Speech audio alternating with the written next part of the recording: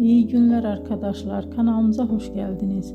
Bu videoda Hande Erçel'in bugün geldiği noktadan ve etkisinden bahsedeceğiz. Hande Erçel yıllar içinde yalnızca başarılı bir oyuncu değil, aynı zamanda güçlü bir marka haline geldi.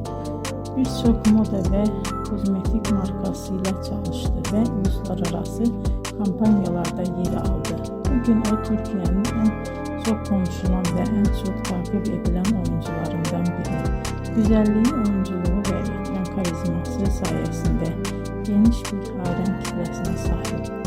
Hande Erçel'in hikayesi bize şunu gösteriyor.